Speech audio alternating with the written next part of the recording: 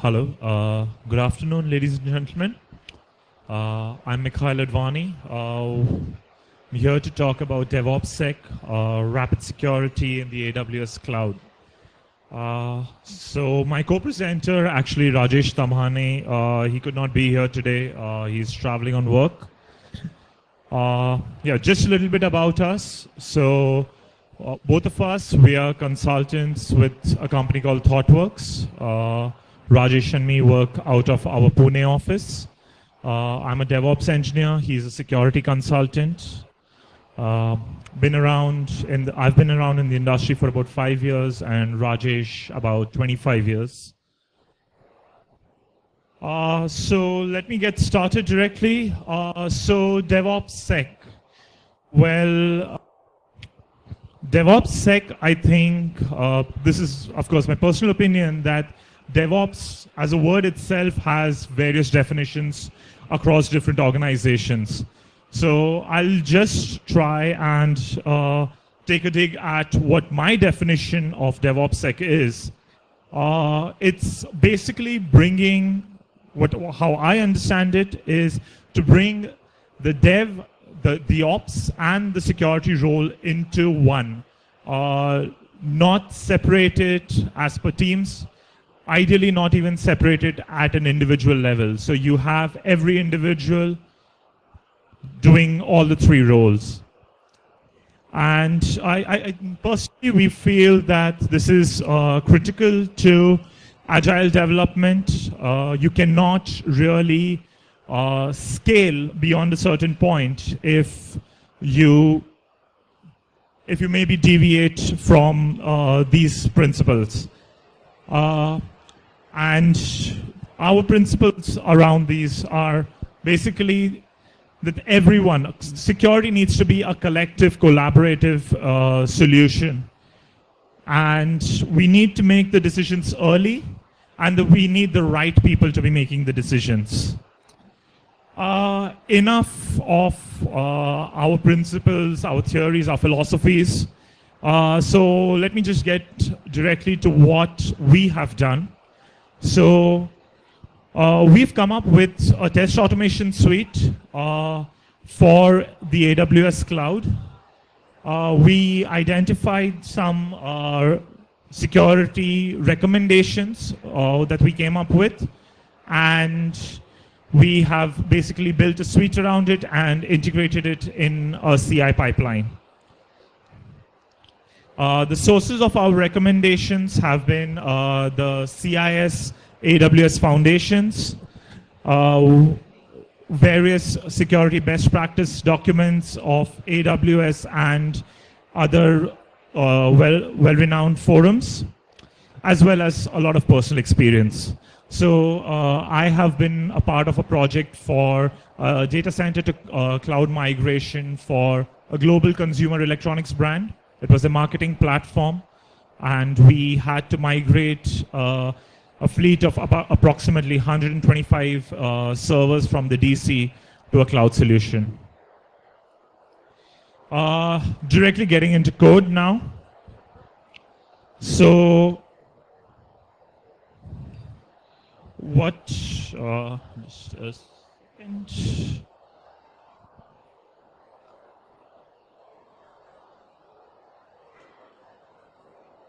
So this is an open source project that we have launched. People might question how is this different from something like a Netflix's Security Monkey. Sure, this is no ways even close to the verbosity, to the scale that Security Monkey can handle. This is just something that we came up with a minimal set of security recommendations, which we believe can easily cater to the requirements of whatever your project might be, however large or small. This is something which I have implemented on my personal AWS account as well. And the cost implications of this, I basically pay approximately $2 a month. It's that cheap. So all what we basically configure this application to do is have a set of configs. So there are a lot of tests that we have written. Not all might be valid for everyone's use case. So all you do is select the tests that you want written, that you want to be executed. You can disable any tests that you would like to omit and give it a run. I'll actually trigger a run right away. So this is our CI pipeline. I'm using a tool called GoCD as a CI. I'm triggering it right now. Just a second. Let's see what are the results of this particular test run.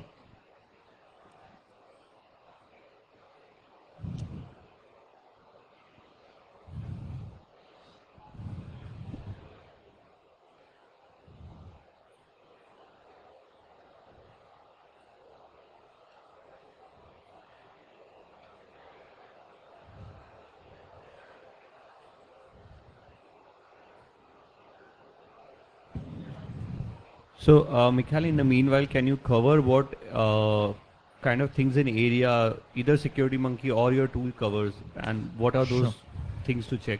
Sure. So the aspects that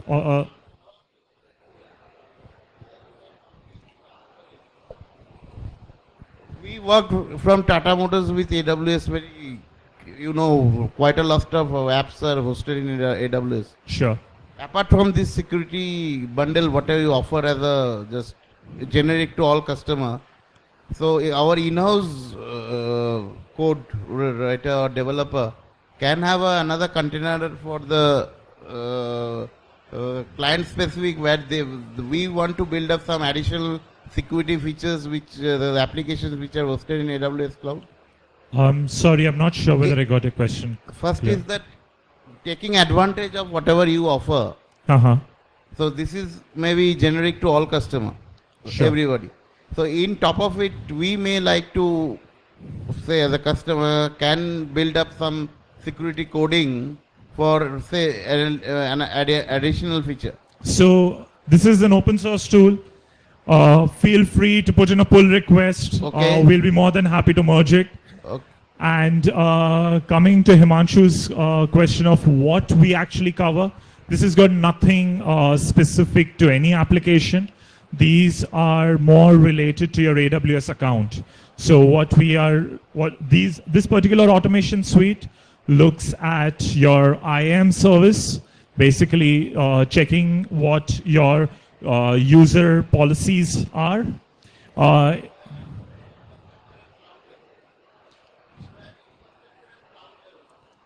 Yes. So his question was, is it at an infrastructure and cloud level? Yes.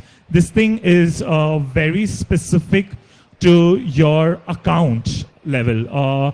It does not really matter what is your application architecture behind it. You may be using classic EC2 instances. You may be using some container service. You might be going in for a serverless architecture. However it be, so we're looking at IAM policies. We're looking at monitoring and logging, especially around CloudTrail, and a little bit at networking, basically checking for SSH and RDP not being open to the public internet. Just a very high level test. And so what we're basically trying to highlight out of this is this particular suite, of course, may very well not be applicable to you. We are not here to advertise this project, not at all. What we're here to basically talk about is that as a principle, if you can try and implement a suite like this, so what we were successfully able to do was we presented this suite to our customers, and they in turn forwarded it to their security approval team. And in a matter of minutes, they approved of the tool once in advance. And at the time of just before the final go live of the project, it was just one report that had to be submitted, the adherence to the test automation suite, and we could go live immediately. So it was basically the concept of building CI and continuous testing within your automation pipeline. That is the concept that we are trying to basically highlight. So what we have here is that this particular test has failed, and sorry.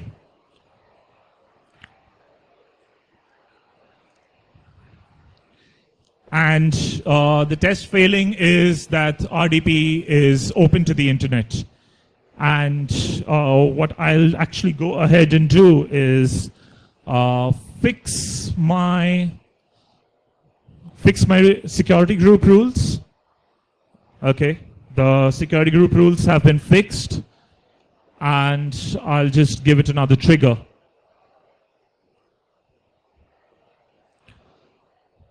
Sorry for the network latency.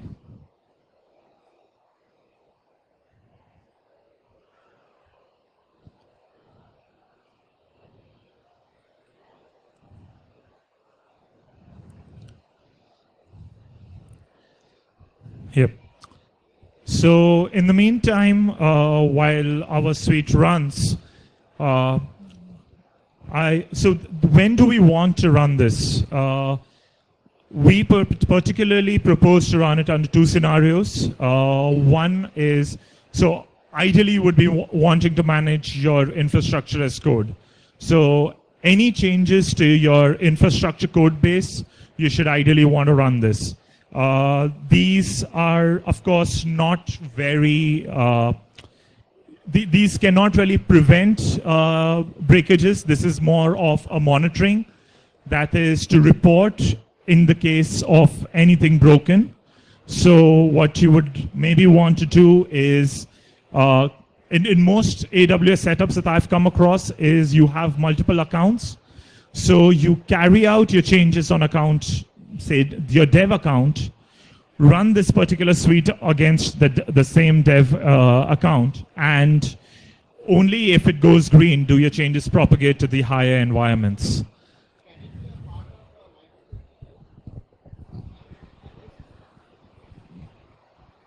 Can it be a part of post-migration checklist? Not. So I'm not. Can you please elaborate what do you mean by migration? I am migrating my dev or QA or whatever server to the AWS. After migration to AWS, can I run this test and get a dashboard that everything is perfectly migrated or not? Ideally, you should be running this you should be running this continuously. Every time you make the smallest change to your code, which is introducing a new machine or anything changing your infrastructure within AWS, you would want to run your automation suite. Okay.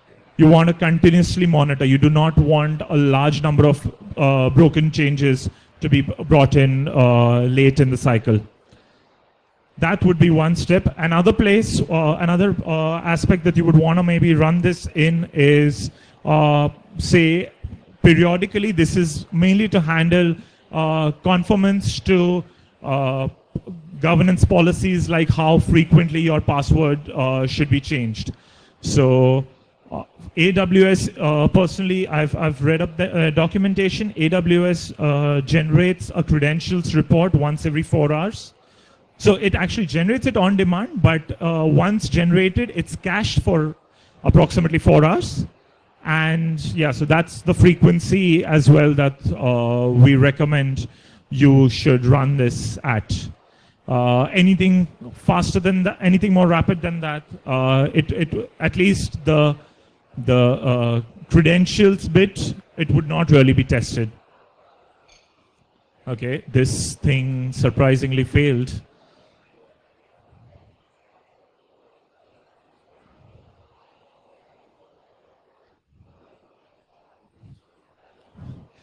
Guys, please feel free to ask me any questions around it.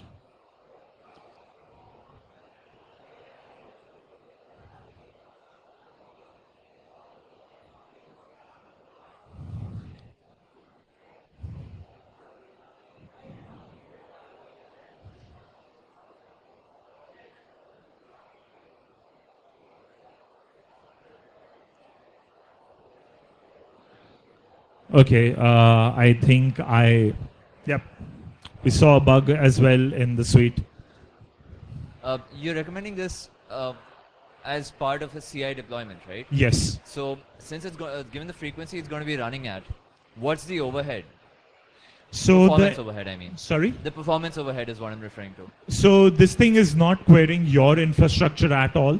So as part of your fleet of CI agents or nodes, this is one other test suite that would be running, and it would be querying AWS, not your infrastructure. It would be querying AWS APIs. And the execution time, this thing runs in 30 seconds. Okay, that's what I was getting there. Thank you.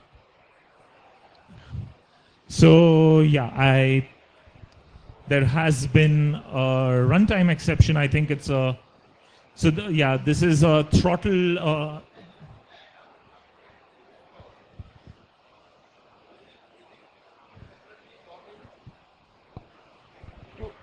Suit, if you are the permanent customer of AWS Cloud, will you get this suit by automatic, or is it separately you have to buy in? This is a suite which we have written in Python using the Python SDK called Boto, and we've written it completely by ourselves. It's nothing which AWS explicitly offers. It's tests that we wrote, which we felt need to be continuously monitored. It's not a product. It's just standard APIs exposed using a Python SDK. So is it doing the static analysis or dynamic analysis on the AWS? This is dynamic analysis. This will actually test what you have already broken rather than prevent any kind of breakages. It is corrective action. I know there is a certain point where things might be broken in your from a security standpoint. You have, for example, I had RDP open and my test suite hadn't run. This is just a demo CI. It doesn't really wire into our complete infrastructure code base. But yeah, I mean, this thing is a reactive approach. One way to leverage this is, so certain recommendations also talk about leveraging CloudWatch and having CloudWatch alarms to take a more proactive approach. Those are also tests which we have written to ensure that at least your alarms are present. In case your alarms itself are missing, then yeah, you may not get the real feedback. So I have a question. Any advantage of your tool over SecurityMonkey? Because like we already pointed out, right? SecurityMonkey already has a very, very wide coverage. Absolutely. SecurityMonkey is extremely exhaustive. The quick win that I personally saw in building this was we did not need any dedicated infrastructure. So this thing is just running off one additional, it's just one additional job in your fleet of CI agents. So you're not really investing in infrastructure. The execution time is low. And for a continuously monitoring perspective, I think leveraging the cloud service providers' native monitoring tools, in this case CloudWatch, personally would be my choice because of the support they would come up with sooner for their release products. For example, in case of infrastructure creation, you may use tools like Ansible, you may use tools like Chef, etc. But the support that you would get from a CloudFormation for especially new services released by AWS would not be matched, or it would come up after a few months. Yeah, I have one question regarding your suite. Like, what additional checks we can do with this suite apart from, like, we already do with AWS config? So there are similar checks in AWS config, right? I'm not very familiar with AWS config. This thing, so our inspiration for this was the CIS recommendation document. That's what our starting point was. So if you actually read the title of our track previously was Security in the Cloud with CIS and AWS. And we've now changed it to AWS Cloud since we've expanded our source of recommendations. AWS config, I'm sorry, I'm not very familiar with. So you told about this is a detective control report, not a preventive one. Sorry? You told that this is a detective or a corrective control measure. It is not a preventive one. Yes. So if you found any bug or any thing which needs to be repaired or remediated, what is the TAT or the SLA with the customer that who will be, where is the accountability first, whether you will be fixing it or who is managing, they will be fixing it? This is code. This needs to be managed. This needs to be owned by the development team. This needs to be managed by the team who is actually writing infrastructure code. And in the case anything, so it's pretty much similar to what would you do if your build is broken. So you made a commit, you pushed code, and the unit tests failed.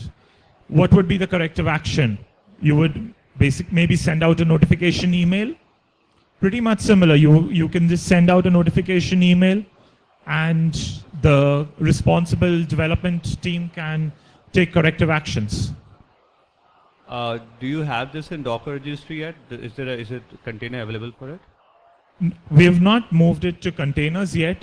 So right now it's to be executed as a script. So I'll just actually even run it.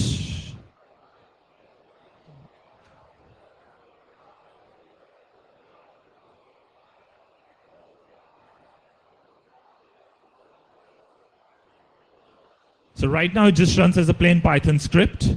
We are looking to next publish it as a Python module to PyPy.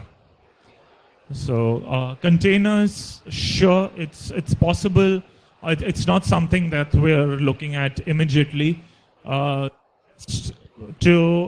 at times containers, at least in my opinion, to run just one script going in for containers might be an overkill. It's something which is pretty tiny. Actually, Python was a choice because of that reason. Python is available in all Linux distributions natively. So all you explicitly need is the Boto library of Python. Hey, hi. So when you're running this test on your, one of your AWS devices or AWS instances, does any of the traffic leaves outside that network? Does it interact with the internet traffic? Sorry, does it? Like you just mentioned that the RDP port was open on over the internet, right? Yes. So how did you check that? So this was actually an API call to the AWS EC2 client. Okay. And we actually iterated through all the security group rules and actually checked if so the RDP is port 3389 open, a TCP port 3389, is that open? Or is all TCP traffic open, or is all traffic open? So these are the three possible ways that you could have had the RDP port open. So you're doing policy-based check, right? Sorry? Okay, these are the only checks you're doing, right? I was Yes. concerned whether the traffic is interacting, whether the tool is interacting with external public IPs. Nothing of that sort is happening, right? No. So the security group rules, you specifically specify which are the allowed IPs, right? So we're just navigating through, we're just iterating through the security group rules and checking if any of the security group rules have 3389 open to 0000. Thank you. So any large deployment like ours, right, has extremely complicated security group rules, right? And so could this framework be extended to, have recipes that you get my drift, right? We wanted to, how do we handle and extend this for using complicated and very customized security group rules? So how we had actually designed a setup for, especially for security group rules. So I'm coming from a pretty similar scale of an application. We had 4 environments. We actually split the 4 environments into 4 different VPCs. and so it was a one-to-one mapping, and we would make changes only to the dev rules, and it would just replicate further. So all references were from security group to security group, all references were parameterized, and we could ensure, parameterized and templatized, and we could ensure that all our security group changes can actually be tested out by making the changes on a dev environment first, maybe run these tests against the dev environment, and only if it goes green does it propagate to the higher environments. Any other questions? We still have some time, so I'll ask you more questions. So do you have any recommendations in general when somebody goes and, so anybody who's coming now freshly to cloud, right, and are used to legacy network infrastructures, what are the best practices you would recommend, and what kind of an DevOps automation you think can help people get there? So, sorry, what was the first half of your question? The question is, people who are used to legacy infrastructures, how does that network security and DevOps part maps to when you go to AWS? So, what I have seen, the biggest mistake what people do is the lift and shift. They think that the DC, that the cloud is no different than the DC. They would like to implement the same firewall rules which they would have in the data center. This is something where I think many people make a mistake. They need to identify, they need to understand that even when they are interacting with the public cloud, they're interacting over the public internet. So you have to ensure more security policies around your complete infrastructure. And from an automation perspective, well, I think tools is, of course, it's a very personal choice, but infrastructure automation, I think, especially when you're scaling, I think it's also almost mandatory. And it allows you, since you would use some sort of version control behind it, it would allow you to actually roll back very easily in case of a misconfiguration. And yeah, it's something which we have tried. We've experienced Snowflake servers, and it was a mess because we did not have our infrastructure automation in place. Once you had the actual automation running, configuration changes were fast and more reliable. All right.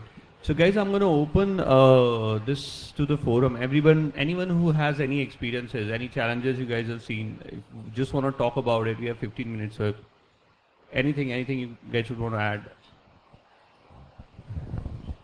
We are very frequent, very big customer of them, and frequently migrating our legacy storage to AWS. And not only he speaks about the network security portion about public cloud, we also faced, depending upon the location of data center across the world, you need to additionally comply with the Data Privacy Act.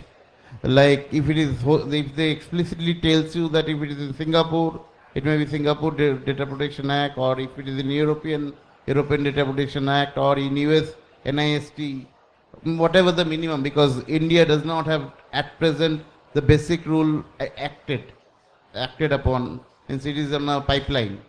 So that is the additional thing we do require from them, and also encryption portion. But my question is very basic.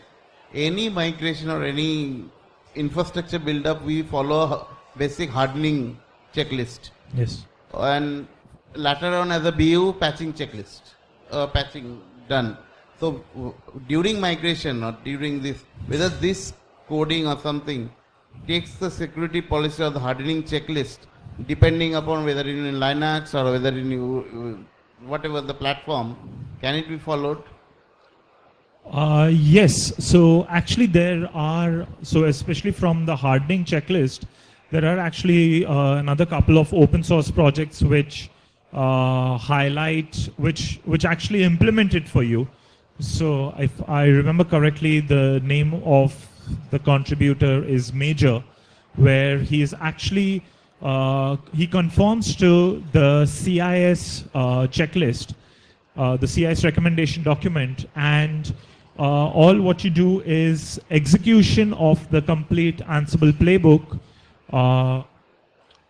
ensures that your infrastructure, that your instance is compliant to the CIS recommendation document, and only after that is, say, your instance connected under the load balancer.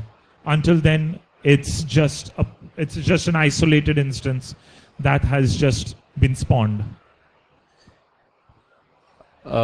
Anybody else? I mean, just feel free to share.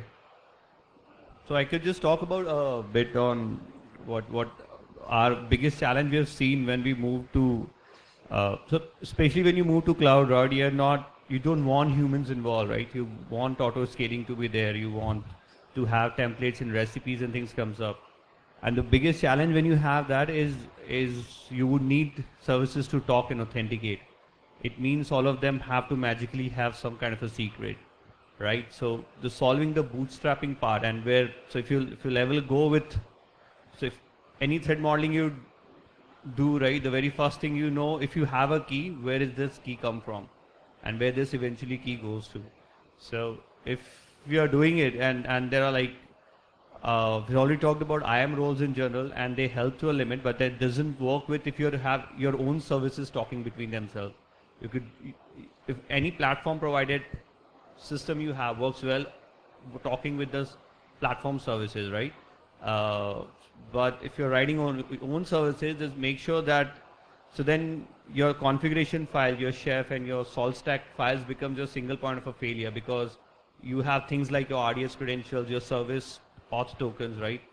Even if you're doing something like MTLS, your certificates are kind of all burned into that. So if ever you're doing that kind of a migration, right, because you want these things to automatically come up and able to talk, but you would still want the capability to be able to go and rotate those keys, right? Have auditability and visibility. There are like a couple of really, not one, they're like bunch of really good open source tools out there.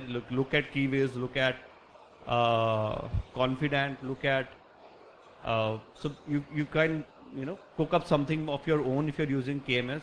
Vault is something that comes into mind. Vault, I think it's another HashiCorp product, and it's like really well thought through, that it actually also acts as a storage in that case. So I've seen this, especially people making these mistakes, and because if you don't have a compliance mandate, this is something which gets very fairly overlooked, that if I compromise even a single EC2 instance, and because people would just typically have a same config that they will push out for all the services, because they don't want to have that fragmentation, it would typically end up having all the keys to talk to almost everything out there.